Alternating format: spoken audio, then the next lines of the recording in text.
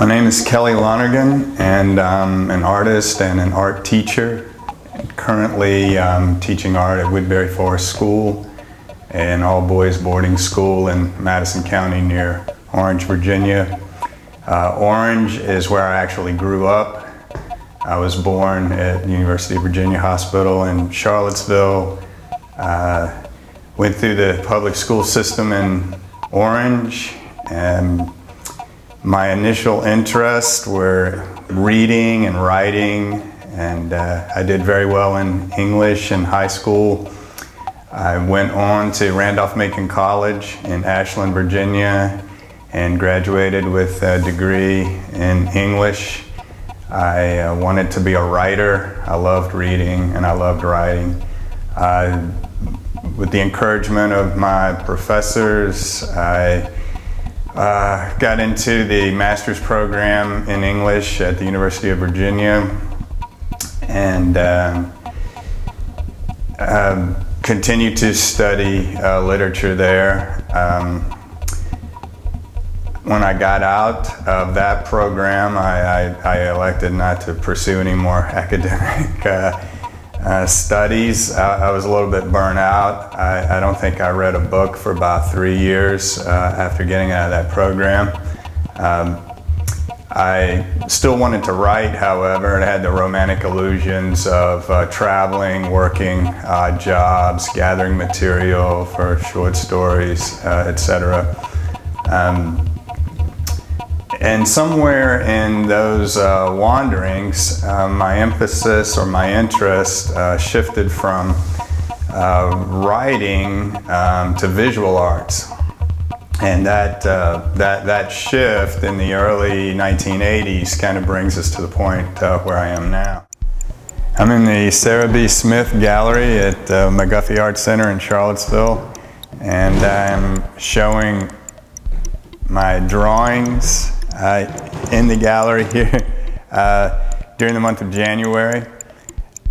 Even though my teaching responsibilities take up a lot of my time, I'm still trying to maintain my career as a practicing artist, and I'm still trying to develop my own work. And in fact, it is actually part of my teaching, and a lot of times when my students are in the studio working on their projects, I'm working on mine. I'm developing my work, and it's really good for teaching. They learn from me, and they talk to me about what they see me doing and what they see, and I learn from them. So I have to say that even though it's hard sometimes to find the time and the energy to devote to my art, nevertheless, I can pursue it, and I do find that the teaching actually enriches the experience. So this piece is called The Harbor View, and this is probably one of the biggest pieces that I've ever made. And as with all of these drawings, I have a great deal of interest in pattern and in texture. It's not as apparent in this piece as it is in some of the others, yet the imagery is pretty much all developed in one way or another using pattern and texture as the primary sort of element.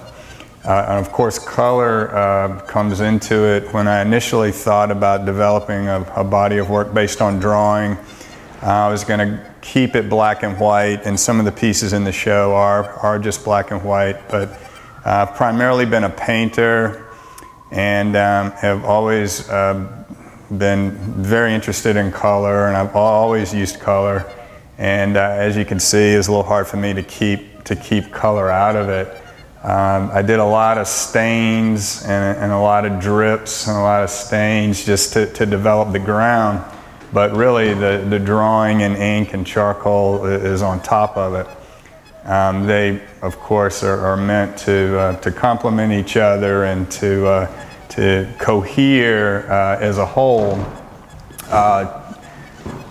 to create the effect, but the painting itself, the harbor view, is based on an experience I had traveling a long time ago in Fiji Islands in the city of Cville, and I stayed at a place called the Harbor View Hotel, which is here. This piece was originally not about the harbor view, and it was really not meant to be reminiscent of my experiences there. I initially started with a drawing that just featured this figure right here. You may be able to tell that the figure is in what appears to be a swimming pool, a pool with no water, and this is coming from two sources really. And the first one I would say was my experience at the Harbor View, where there was a swimming pool and it didn't have any water in it. It had rust and some dirt and some litter, and it had some plants growing in it. And then that was partially the inspiration for my series of paintings that I exhibited here the first time 18 years ago, the pool paintings, which also featured a single figure in an empty swimming pool, abandoned swimming pool. So there's this full circle kind of connection coming in my imagery and use of imagery over time in this piece. So once I began to connect the empty swimming pool with my memories of the harbor view, then the idea of actually putting a drawing of the harbor view here kind of served as the anchor, both I guess visually and conceptually for the whole piece.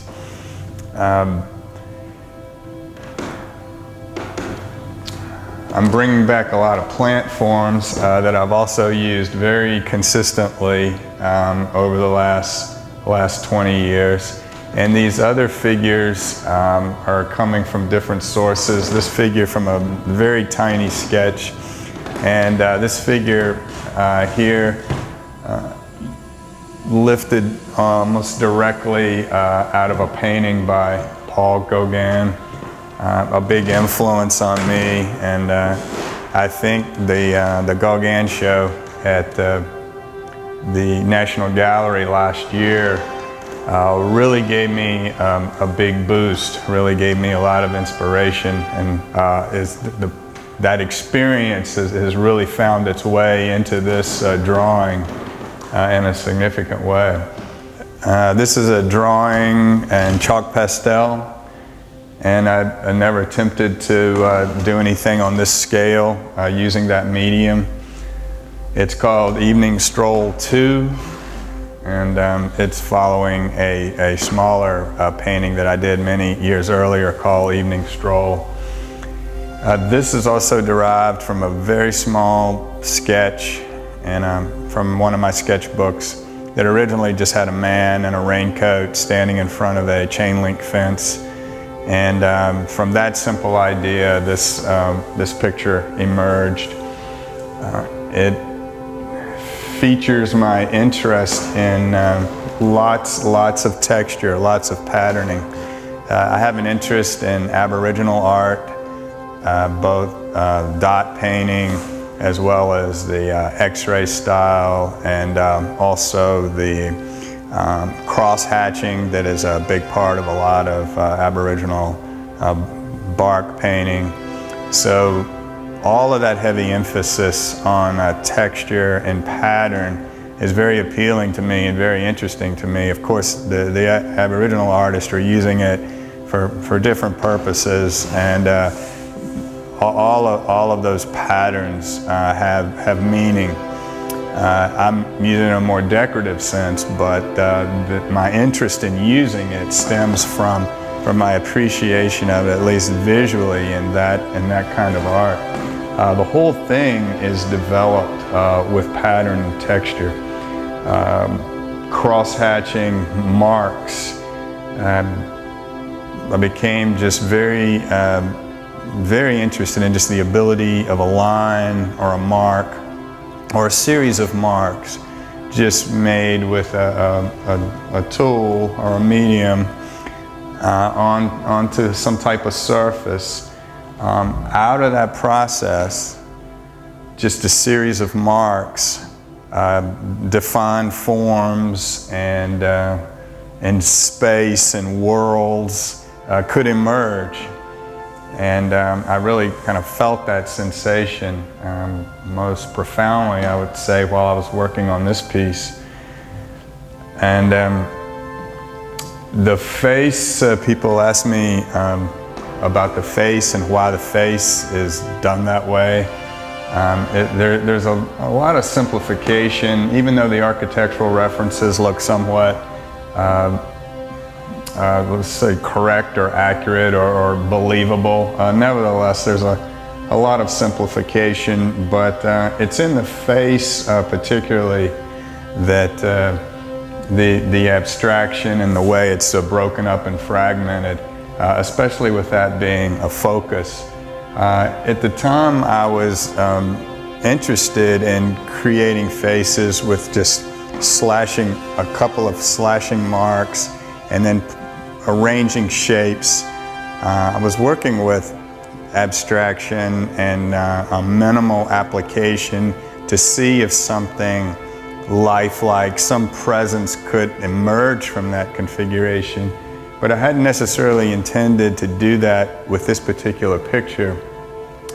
When I got started, I was focused on this, and I put that face in very quickly just to get the ball rolling. I didn't necessarily intend for that to be the final face, but I left it like that, and I continued to develop everything else over a long period of time.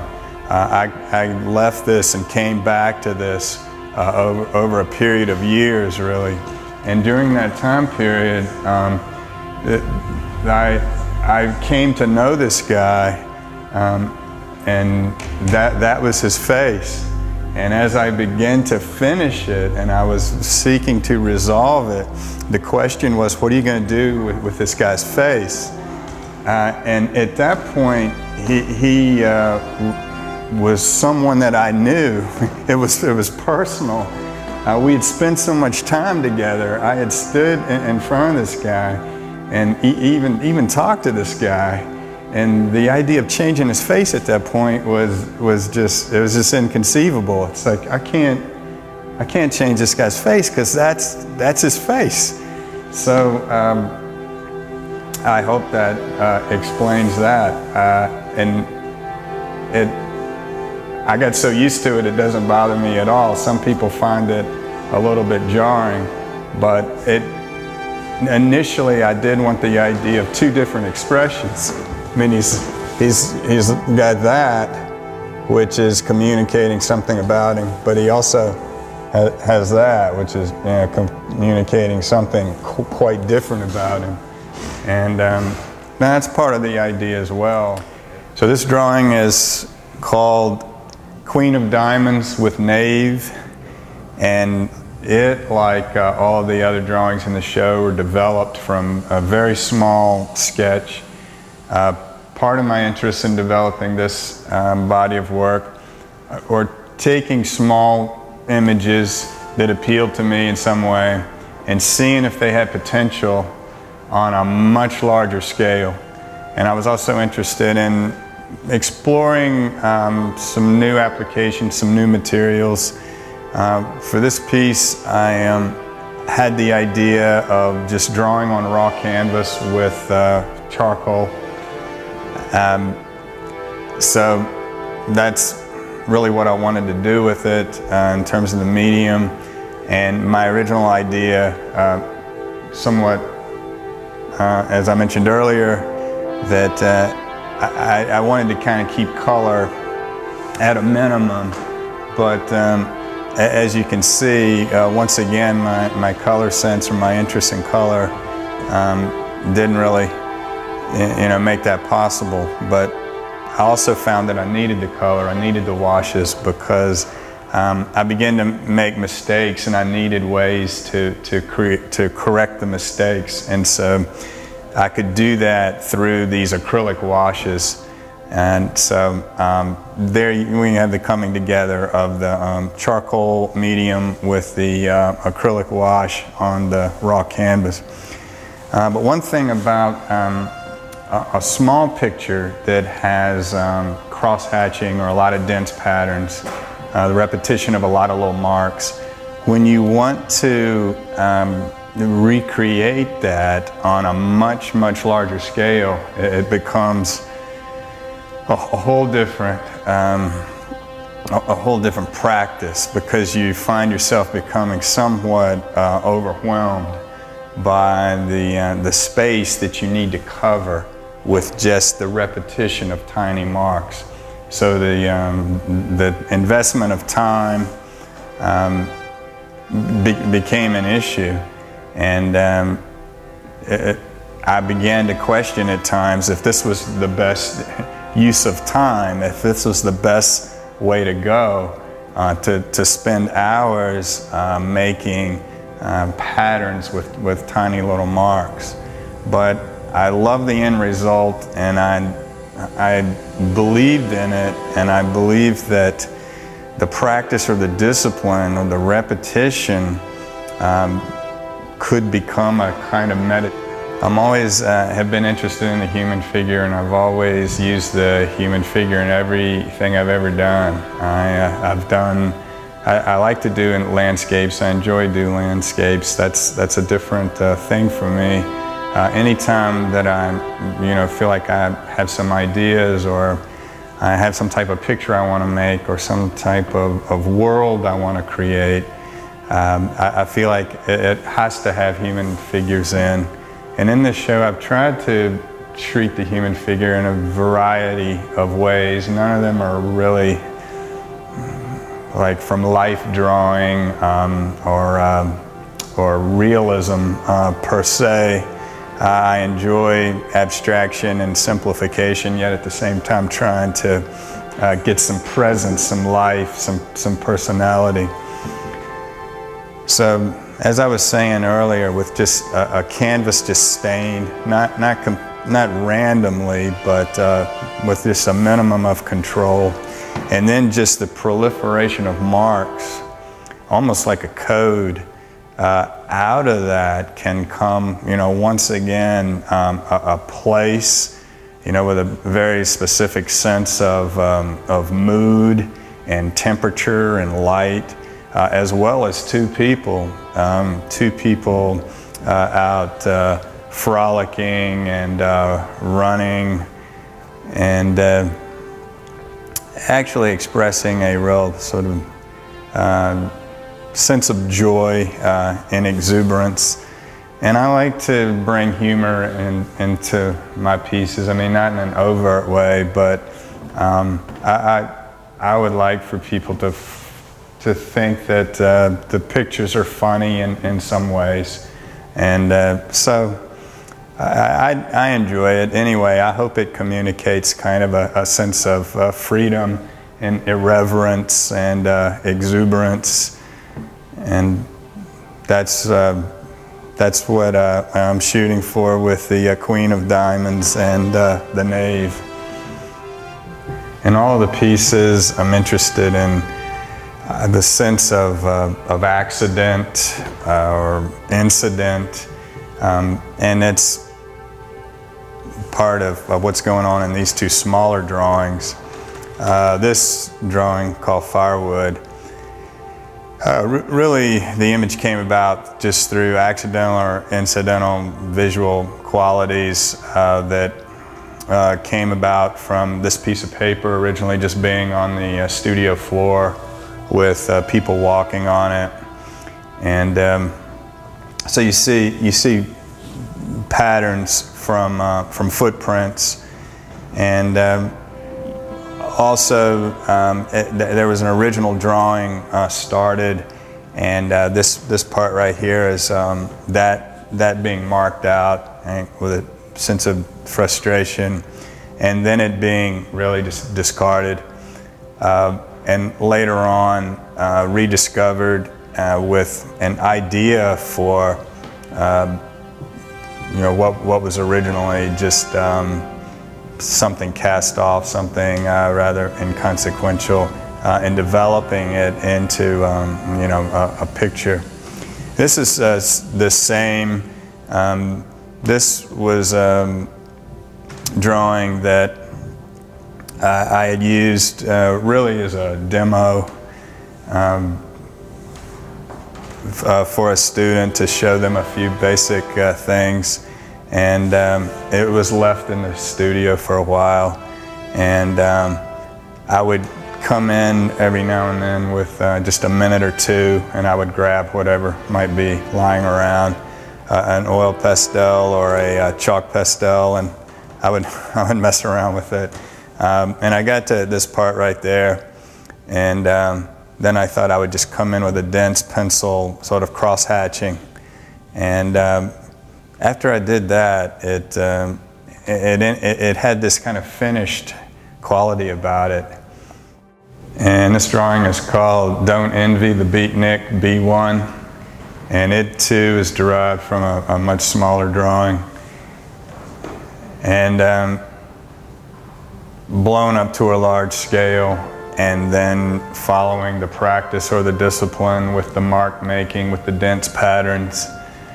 And with all of these figures in these drawings, with the idea being in transition from one realm to another, or going from one state of mind to another, or representing another realm. I feel like the beatnik fits into that. I mean, even at the time, beatniks were sort of a source of humor in mainstream and popular culture of the time, and I think they especially are today. But nevertheless, I think with all the stereotypical accessories that we use to identify the beatnik, despite that, I think the actual presence of beatniks at the time in the 1950s did represent that type of other state or other realm or other mind that is kind of consistent with the theme that I'm developing in this show. These two figures are also represented as going from one state to another, exiting one realm or entering another one. It's not specified what those states or realms might be. This one's called the Leap Dance, and it is about ritualistic dancing. It's about taking the leap, and both of these figures are sort of set against very dense texture, a very dense pattern as the sort of the space.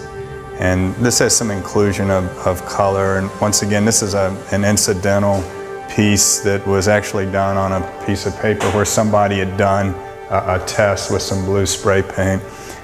So that becomes part of that leap or that dance or that realm that's either taking this guy out of this dense pattern. I mean, here it's a little more specific. It's called the tower. And there's a tower here emitting some type of wave that's having an effect on this guy. Once again, he too is situated within this dense patterning, which is kind of defining his state. But this sense of a little bit of a cityscape in the background, and then this wave pattern, which is kind of, paralyzed him there for the moment, is that's representing his kind of transformation. This piece is called Transformation, and out of this character is really where the overall idea originated. I just began to create this figure mostly out of pattern, just kind of a vest here of cross hatching, and then the arms loosely arranged out here, also developed with patterning, and then these stripes, almost like some type of skirt, and with additional patterning. The idea that it's defining some form, but it's also, the form is kind of disintegrating, or the figure's discorporating, I suppose. And I made many versions of this figure. I guess somewhat of a shamanistic feel to this guy who, through ritual or incantation or whatever means, is transforming himself really from a human being into some other type of creature or spirit. And this is a lot of mixed mediums on cardboard. It's very rough. It went through a lot of variations, and so the making of the picture itself was pulling some kind of realm out of these simplified but still representational elements that try to convey that the beginning of that journey. This drawing is called Global Local. It, I guess, is a play off of think globally, act locally. But this is on a piece of paper that was also walked on and roughed up a bit. Here I was able to stay strictly kind of in a black and white mode. Obviously very much based on pattern. I mean, in fact, with the exception of this human figure, which, as I said, it's always hard for me not to have what I'm doing relate to a human presence, but the interest was just in the practice of taking the ink and making this spiral, and then all of these marks. But at this point, it's getting fairly close to op art, which has never really been my interest or my intention in any of these pieces as far as using pattern to this extent. But this one comes very close to it. But this guy has the two-sided face as well, just like the guy in Evening Stroll does.